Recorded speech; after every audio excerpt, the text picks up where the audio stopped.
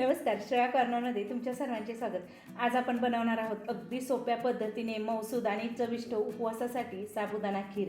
उपवासासाठी तर ही खीर उत्तमच आहे, पण गोड खाण्याची इच्छा झाली तर तुम्ही ही झटपट बनवू शकता। दूध, साबुदाणा, साखर, तूप, वेलची आणि थोडासा सुकामेवा वापरून तयार होणारी ही खीर तुम्हाला नक्की आवडेल। उपवासाला तेच तेच खाऊन कंटाळा येतो, अशा वेळी ही खीर तुम्ही एकदा नक्की बनवून पहा। साबुदाणा चिकट होऊ न देता आणि अगदी परफेक्ट कन्सिस्टन्सीमध्ये ही खीर कशी बनवायची ते पाहूया। व्हिडिओ आवडला तर लाईक करा, शेअर करा आणि चॅनलला सबस्क्राईब करायला विसरू नका। सुरुवातीला आपण साबुदाणा योग्य पद्धतीने कसा भिजवायचा ते पाहणार आहोत। अर्धा कप साबुदाणा आपण एका भांड्यात घालून घ्यायचा आहे। या ठिकाणी अर्धा कपाची आपण खीर करणार आहोत, त्यासाठी आपण अर्धा कपच साबुदाणा घेतलेला आहे आणि तुम्हाला किती प्रमाणात करायची त्याप्रमाणे साबुदाण्याचे प्रमाण तुम्ही कमी जास्त घेऊ शकता। यामध्ये आता आपण पाणी घालून हा साबुदाणा आपण 2 ते 3 पाण्याने स्वच्छ धुवून घ्यायचा आहे। धुताना आपण हलक्या हाताने हा अशा प्रकारे पाणी घालून घ्यायचा आणि यातील सर्व पाणी काढून घ्यायचे आहे। या ठिकाणी मी 2 ते 3 पाण्याने अशाच पद्धतीने हा साबुदाणा धुवून घेत आहे। साबुदाणा या ठिकाणी धुवून घेतलेला आहे, 2 पाण्याने आपण धुतलेला आहे। आता यामध्ये आपण साबुदाणा बुडेल इतके पाणी घालायचे आहे। पाणी जास्त घालू नका, नाहीतर साबुदाणा चिकट बनतो। झाकण ठेवून आपण हे 4 ते 5 तास किंवा शक्य असल्यास रात्रभर भिजत ठेवायचे आहे। साबुदाणा भिजवताना महत्त्वाची टिप्स म्हणजे साबुदाण्यापेक्षा पाणी तुम्ही या ठिकाणी साधारण अर्धा ते 1 सेंटीमीटरवर पाणी राहील असे ठेवायचे, म्हणजे साबुदाणा बुडेल एवढेच पाणी यामध्ये ठेवायचे। त्यामुळे साबुदाणा चिकट होत नाही किंवा एकदम त्याचा लगदा होत नाही। अशा पद्धतीने आपण भिजवून घेतलेला आहे। आता साबुदाणा आपला रात्रभर आपण भिजत ठेवला होता। आता दुसऱ्या दिवशी आपण साबुदाणा पाहूया की कसा भिजलेला आहे। साबुदाणा या ठिकाणी मस्त असा भिजलेला आहे। हातात घेऊन हात तोडून पाहिल्यानंतर एकदम मऊ असा झालेला आहे। आता खिरीला आपण सुरुवात करणार आहोत। गॅसवर आपण कढई ठेवलेली आहे, त्यामध्ये आपण 1 चमचा तूप घालून घेतलेले आहे। जास्त कढई गरम असेल आणि त्यामध्ये जर तुम्ही तूप घातले तर तूप करपते आणि त्याचा वास येतो, त्यासाठी जास्त गरम करायची नाही। लगेच त्यामध्ये तूप घालायचे आणि नंतर यामध्ये आपण सुकामेवा म्हणजे काजू, बदाम आणि मनुके हे तुम्ही तुमच्या आवडीप्रमाणे किती घालायचे ते घालू शकता। या ठिकाणी मी 1 चमचा घेतलेले आहे आणि ते घालून आपण चांगले हे तुपावरती परतून घ्यायचे आहे। मस्त सोनेरी रंग येईपर्यंत हे आपण तुपावर परतून घेत आहोत।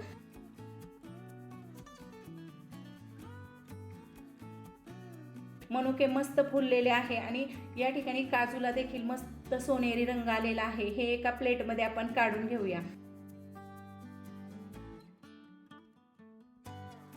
आता त्याच कढईमध्ये आपण भिजवलेला साबुदाणा घालायचा, त्यामध्ये आपले तूप शिल्लक आहे त्यावर साबुदाणा घालून मस्त असा परतून घ्यायचा आहे। आपण हा 1 मिनिट चांगला तुपावर परतून घ्यायचा, म्हणजे खीर केल्यानंतर साबुदाणा चिकट होत नाही आणि एकदम मोकळा होतो आणि शिजायला वेळ लागत नाही, पटकन शिजला जातो।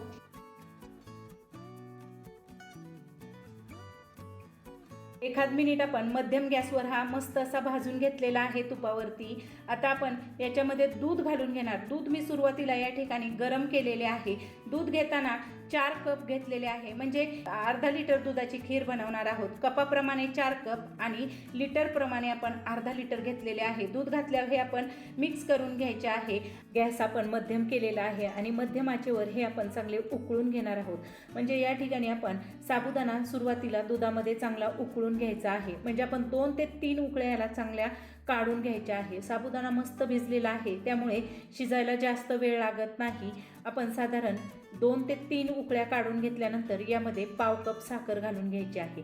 साखर घालताना तुम्ही तुमच्या गोडीप्रमाणे कमी जास्त करू शकता। या ठिकाणी अर्धा लिटर दुधासाठी आणि अर्धा कप साबुदाण्यासाठी मी पाव कप साखर वापरलेली आहे। साखरेचे प्रमाण हे तुमच्या अंदाजानुसार आणि गोडीप्रमाणे करू शकता। साखर घालून हे चांगले हलवून घ्यायचे आणि नंतर पुन्हा हे आपण चांगले शिजवून घेणार आहोत, म्हणजे साखर, साबुदाणा आणि दूध हे मस्त असे शिजू द्यायचे आहे। या ठिकाणी तुम्ही पाहू शकता दूध आपले आटलेले आहे आणि साबुदाणा देखील शिजलेला आहे। साबुदाणा शिजल्यानंतर एकदम ट्रान्सपरंट असा होतो आणि हे पहा त्याला मस्त अशी चकाकी आलेली आहे आणि हे आपले शिजून झालेले आहे। आता आपण याच्यामध्ये वेलची पावडर आपण अर्धा चमचा घालून घ्यायची आहे आणि हे मिक्स करून घेऊया। या ठिकाणी ही खीर करायला एकदम सोपी आहे आणि झटपट अशी तयार होते। त्यामध्ये आपण ड्रायफ्रूट्स तळलेले आहेत ते घालून घ्यायचे आहे। ड्रायफ्रूट सुरुवातीला न घालता आपण तळून घ्यायचे आणि खीर झाल्यानंतर शेवटी घालायचे, म्हणजे खीर खाताना त्याचा क्रंचीनेसपणा एकदम मस्त असा लागतो आणि खीर आपली एकदम टेस्टी अशी तयार होते. त्यासाठी मी हे खीर झाल्यानंतर याच्यात घातले आणि एक फक्त उकळी काढून घेतली.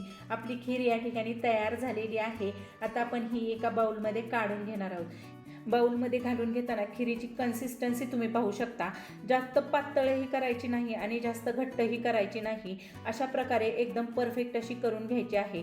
आपण ही मीडियम कन्सिस्टन्सीमध्ये तयार केलेली आहे, कारण खीर थंड झाल्यानंतर ही घट्ट होते. त्यासाठी आपण ही करतानाच आपण थोडी पातळ ठेवायची आहे.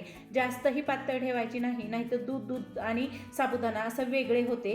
त्यासाठी अशा प्रकारे मीडियम कन्सिस्टन्सीमध्ये ही करून घ्यायची आहे. याच्यावरती गार्निशिंगसाठी आपण काजू आणि बदाम घातलेले आहे आणि ही खीर आपली खाण्यासाठी तयार झालेली आहे.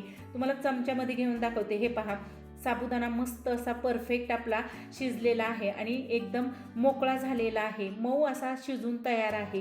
कधी कधी खीर केल्यानंतर साबुदाणा एकदम चिकट होतो, तसा न होता एकदम परफेक्ट असा साबुदाणा खिरीमध्ये शिजलेला आहे.